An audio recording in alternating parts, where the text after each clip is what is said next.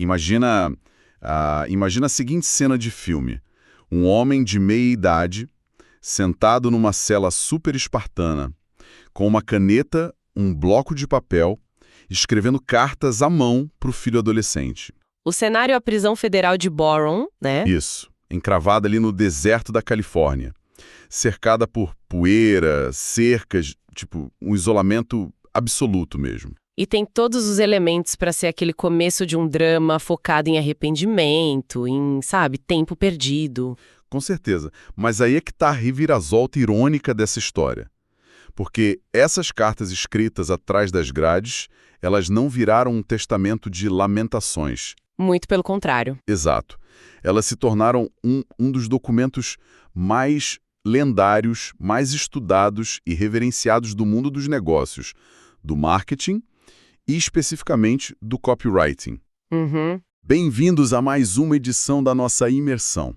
O nosso estudo detalhado de hoje mergulha numa fonte riquíssima e, olha, bastante peculiar, que é o capítulo 1 do livro As Cartas de Boron, conhecido mundialmente como The Boron Letters. O material que a gente tem em mãos hoje oferece uma textura analítica muito profunda, principalmente porque não estamos olhando só para um texto cru de décadas atrás, né? Tem toda uma camada extra aí. Sim, a nossa fonte inclui a tradução cuidadosa e a organização editorial para o português, feita por Felipe Alves, lá do Método GH. E tem um detalhe nas notas de rodapé que eu achei super interessante. O próprio tradutor ressalta como ele absorveu esse domínio da escrita persuasiva, copiando essas exatas cartas à mão, sabe? Linha por linha.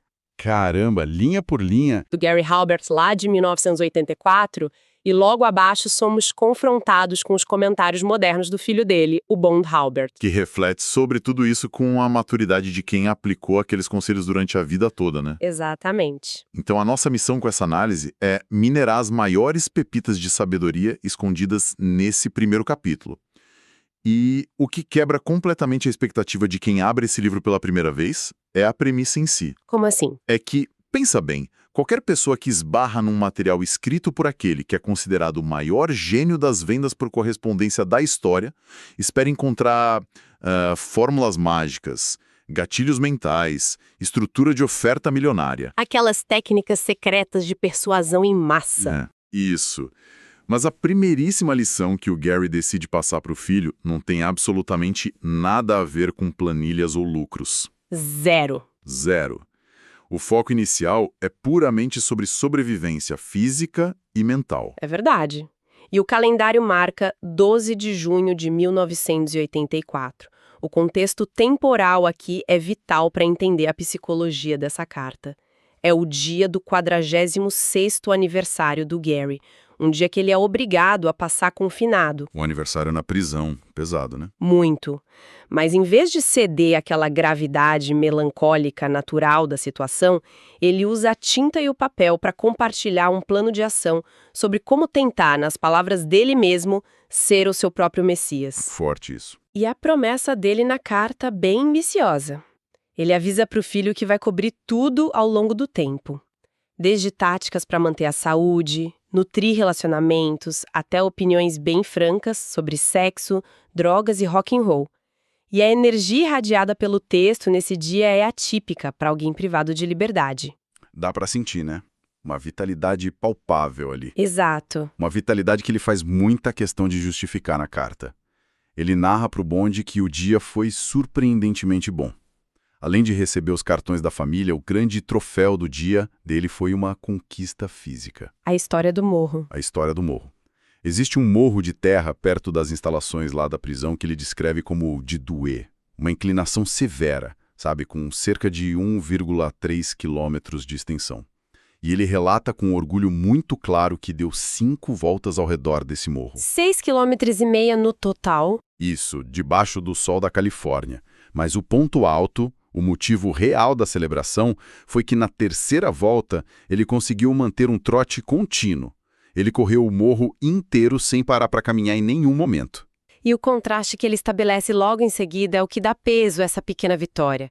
Ele lembra ao filho que, quando ele chegou à prisão, há escassas 3 semanas, A condição física dele era tão precária que ele mal conseguia caminhar uma única volta sem perder o fôlego. 3 semanas e ele já estava correndo o morro todo. Sim, essa transformação rápida, essa adaptação do corpo ao estresse, serve como a plataforma de lançamento para o primeiro conselho de ouro do livro. Que é o que ele batiza de trabalho de rua. Ele instruiu o filho a fazer cerca de 1 hora desse trabalho de rua todos os dias da semana. Descanso só os domingos. Uma rotina inegociável, basicamente. Totalmente.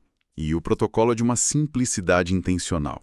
Acordar cedo, lavar o rosto com água fria, escovar os dentes, comer uma única fruta leve. Ele sugere uma banana, né, para não pesar. Exato, ele bate muito nessa tecla da banana. E aí, sem pensar muito, simplesmente cruzar a porta da frente. A ideia é ficar em movimento contínuo, meia hora para ir, meia hora para voltar. Caminhar, trotar, correr, o ritmo não importa no começo, o que importa é a continuidade. Uhum. E ele promete para o bonde que essa rotina é o escudo definitivo contra as pressões do mundo, porque limpa a mente, ancora a ansiedade e deixa a pessoa com uma resiliência inabalável. O que é fascinante aqui é que a compreensão do Gary transcende muito o senso comum sobre exercício físico. Ele não está abordando a corrida por uma questão estética, de vaidade ou contagem de calorias. Longe disso. Longe disso. O que salta aos olhos na nossa fonte é a leitura quase neurobiológica que ele faz para alta performance. Ele introduz o conceito de criar um vício positivo. Um vício positivo? Exatamente. A explicação que ele dá detalha que após uns 40 minutos de esforço físico constante, o cérebro entra num estado de necessidade química. Ele começa a despejar na corrente sanguínea o que o Gary chama de produtos químicos de sobrevivência. Na ciência moderna, a gente mapeia isso perfeitamente. Ele estava descrevendo a ação combinada das beta-endorfinas e da norepinefrina. E tem uma conexão brilhante aí, principalmente para quem acompanha a nossa imersão e vive de produzir resultados intelectuais. O Gary compara esse estado a um barato induzido por drogas. Ele chega a dizer que a sensação é 200 vezes mais potente que a morfina. É um impacto fortíssimo no organismo. Muito. Mas a norepinefrina, especificamente, não serve só para mascarar a dor do exercício. Ela é um neurotransmissor que regula os níveis de alerta, a atenção focada e como o cérebro responde ao estresse extremo. Então não é só saúde cardiovascular. De jeito nenhum. Ele está ensinando um hack biológico. Para um copywriter ou um empreendedor, gerar norepinefrina logo cedo é literalmente fabricar a própria droga de foco para conseguir escrever textos mais afiados, sabe? Tomar decisões de negócios mais frias ao longo do dia. Uma leitura formidável. A sociedade tende a estigmatizar essa palavra vício, né? Associando instintivamente a comportamentos destrutivos, álcool, cigarro, jogo. Mas o argumento do Gary subverte essa lógica. Ele propõe a engenharia intencional de um vício que opere a favor da pessoa. Forçar o organismo a ser dependente de algo bom. Isso, depender de uma atividade que expanda a clareza mental e a tolerância ao desconforto. No ambiente hostil como uma prisão, isso é um mecanismo literal de preservação da sanidade. E trazendo para hoje, é o antídoto contra aquele esgotamento silencioso provocado pelas telas, notificações, demandas do mundo corporativo. Certo, vamos desempacotar isso através da visão do filho dele agora. Porque a beleza desse documento é que ele não termina na teoria imaculada do pai. Tem o choque de realidade. Tem. O bonde adulto entra na narrativa e a franqueza dele quebra qualquer romantismo. Ele confessa abertamente que tentou adotar a corrida, seguiu o conselho à risca e odiou cada segundo da experiência. Ele detestou correr. Detestou, a crítica dele é muito pragmática. O tempo, suportando o desconforto até as endorfinas inundarem o cérebro, é longo demais. E tem um impacto mecânico, dor nas articulações. A fricção física tornava o ato de sair pela porta uma batalha. E a fricção é o ponto-chave dessa reflexão moderna. O bonde não contesta o benefício final. O pico cognitivo após o exercício, isso é inegável. Mas o alerta dele é sobre a sustentabilidade do processo através da força de vontade. Como assim? Se a atividade física ou qualquer nova rotina for encarada pelo cérebro como uma tortura desde o primeiro passo, depender da força de vontade para executar a tarefa vai ser insustentável a longo prazo. A força de vontade acaba, né? Exato. Ela funciona como um tanque de combustível que esvazia rápido com o estresse do dia a dia. Exigir um esforço hercúleo só para começar cria uma barreira de entrada intransponível para criar esse vício positivo. Coisas até achar algo que zerasse essa fricção inicial. Para ele, foi mountain bike. E a justificativa psicológica que ele dá é fantástica. Sim, ele diz que, quando sobe na bicicleta e entra na trilha, o cérebro não rotula aquilo como exercício obrigatório. O rótulo passa a ser exploração, paisagens novas, caminhos desafiadores. O esforço físico e o suor viram um efeito colateral de algo que é divertido e engajador desde o minuto 1. E tem um pano de fundo genético e emocional profundo que motiva essa urgência do Gary em fixar o hábito logo no começo do livro. O Bond revela uma sombra familiar. O pai do Gary, ou seja, o avô do Bond, faleceu muito cedo, aos 59 anos, de insuficiência cardíaca.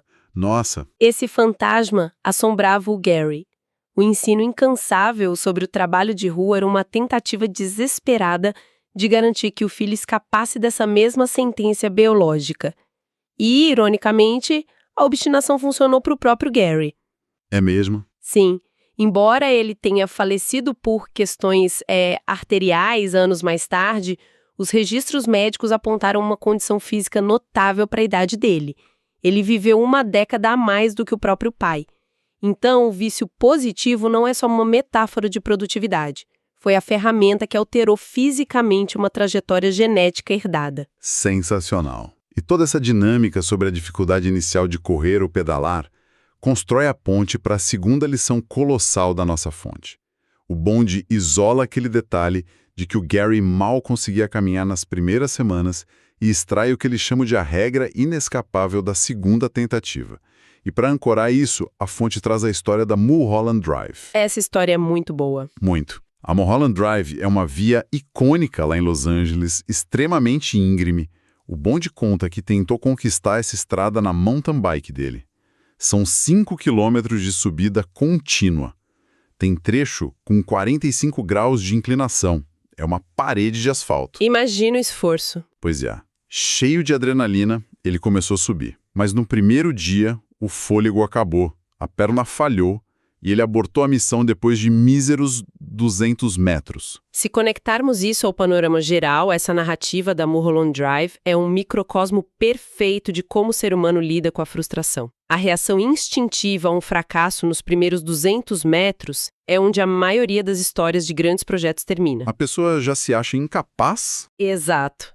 Fazendo um paralelo com a escrita persuasiva ou criação de produtos, essa primeira tentativa frustrada na bicicleta é igualzinha ao primeiro rascunho de uma carta de vendas. O famoso rascunho vômito, né? Esse mesmo. É sempre desconexo, exaustivo, parece que não vai dar em nada. Mas se o processo parasse ali, nenhuma grande obra veria a luz do dia. O primeiro contato com a página em branco ou com a subida do morro serve estritamente para quebrar a inércia. E o Bond não permitiu que o fracasso inicial fosse o veredito final. A decisão de voltar no dia seguinte carrega uma estratégia. Ele não voltou só com esperança, ele voltou com dados. Dados táticos. Isso. Ele pensou, se precisar descer e empurrar a bicicleta, tudo bem. E ele alterou a mecânica, colocou a bicicleta numa marcha extremamente leve. Parecia lenta demais na base do morro, mas guardou energia. Resultado: ele alcançou o topo na segunda tentativa. O insight que ele retira disso é libertador.